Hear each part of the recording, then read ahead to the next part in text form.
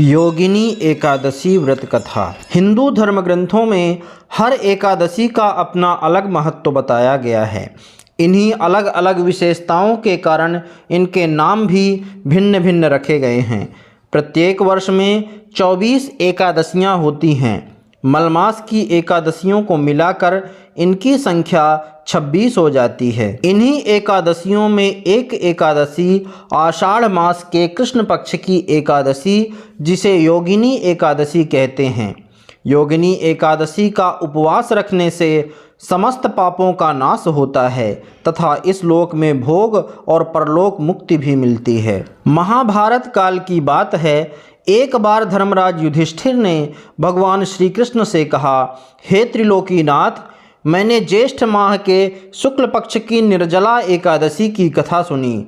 अब आप कृपा करके आषाढ़ मास के कृष्ण पक्ष की एकादशी की कथा सुनाइए। इस एकादशी का नाम तथा माहात्म्य क्या है, सो अब मुझे विस्तार पूर्वक बताएं। श्री कृष्ण ने कहा, हे पांडुपुत्र, आषाढ़ मास के कृष्ण पक्ष की एकादशी का नाम योगिनी एकादशी है।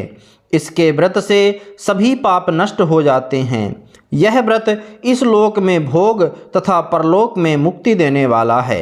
हे धर्मराज, यह एकादशी तीनों लोकों में प्रसिद्ध है। इसके व्रत से सभी पाप नष्ट हो जाते हैं। तुम्हें मैं पुराण में कही हुई कथा सुनाता हूँ, ध्यान पूर्वक श्रवण करो। कुबेर नाम का एक राजा अलकापुरी नाम की नगरी में राज्य करता था।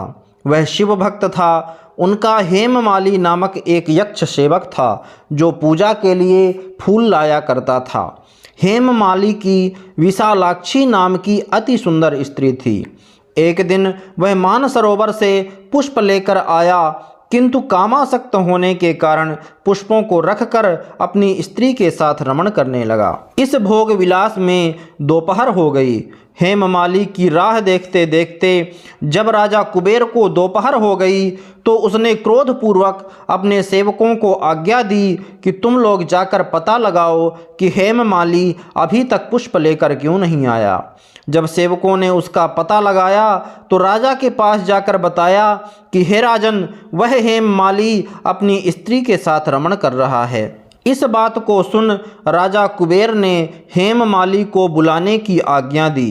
डर से कांपता हुआ हेममाली राजा के सामने उपस्थित हुआ।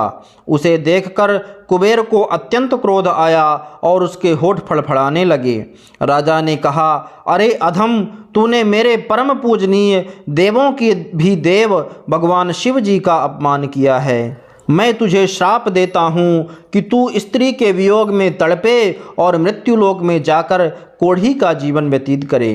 कुबेर के श्राप से वह तत्क्षण स्वर्ग से पृथ्वी पर आ गिरा और कोढ़ी हो गया। उसकी स्त्री भी उससे बिछड़ गई। मृत्युलोक में आकर उसने अनेक भयंकर कष्ट भोगे, किंतु शिव की कृपा से उसकी बुद्धि मलिन न हुई और उसे पूर्व जन्म की भी सुध रही। अनेक कष्टों को भोगता हुआ तथा अपने पूर्व जन्म के कुकर्मों को याद करता हुआ वह हिमालय पर्वत की तरफ चल पड़ा। चलते चलते वह मार्कंडेय ऋषि के आश्रम में जा पहुंचा। वह ऋषि अत्यंत वृद्ध तपस्वी थे। वह दूसरे ब्रह्मा के समान प्रतीत हो रहे थे और उनका वह आश्रम ब्रह्मा की सभा के समान शोभा दे रहा था। ऋषि को देखकर हेममाली वहां गया और उन्हें प्रणाम करके उनके चरणों में गिर पड़ा। हेममाली को देखकर मार्कंडेय ऋषि ने कहा, तूने कौन से निकृष्ट कर्म किए हैं जिससे तू कोढ़ी हुआ और भयानक कष्ट भोग रहा है। महर्षि की बात सुनकर हेममाली बोला, हे मुनिश्रेष्ठ, मैं राजा कुबेर का अनुचर था। मेरा नाम हेममाली है। मैं प्रतिदिन मानसरोवर से फूल लाकर शिव पूजा के समय कुबेर को दिया करता था। एक दिन पत्नी सहवास के सुख में फंस जाने के कारण मुझे समय का ज्ञान ही नहीं रहा और दोपहर तक पुष्प ना पहुंचा सका। तब उन्होंने मुझे श्राप दिया कि तू अपनी स्त्री का वियोग और मृत्युलोक में जाकर कोढ़ी बनकर दुख भोग। इस कारण मैं कोढ़ी हो गया हूँ तथा पृथ्वी पर आकर भयंकर कष्ट भोग रहा हूँ। अतः कृपा करके आप कोई ऐसा उपाय बतलाए जिससे मेरी मुक्ति हो। मार्कंडेय ऋषि ने कहा, हे हेममाली, तूने मेरे सम्मुख सत्य वचन कहे हैं, इसलिए मैं तेरे उद्धार के लिए एक व्रत बताता हूँ। यदि तू आषाढ़ मास के कृष्ण पक्ष की योगिनी नामक एकादशी का विधान पूर्वक व्रत करेगा तो तेरे सभी पाप नष्ट हो जाएंगे। महर्षि के वचन सुन हेममाली अति प्रसन्न हुआ और उनके वचनों के अनुसार योगिनी एकादशी का विधान पूर्वक व्रत करने लगा। इस व्रत के प्रभाव से अपने पुराने स्वरूप में आ गया और अपनी स्त्री के साथ सुखपूर्वक रहने लगा। भगवान श्री कृष्ण ने कहा, हे राजन, इस योगिनी एकादशी की कथा का फल 88,000 ब्राह्मणों को भोजन कराने के बराबर है। इसके व्रत से सभी पाप नष्ट हो जाते हैं और अंत में मोक्ष प्राप्त करके प्राणी स्वर्ग का अधिकारी बनता है। बोलिए श्री राधा वल्लभ लाल की जय, श्री हरि विष्णु भगवान की जय।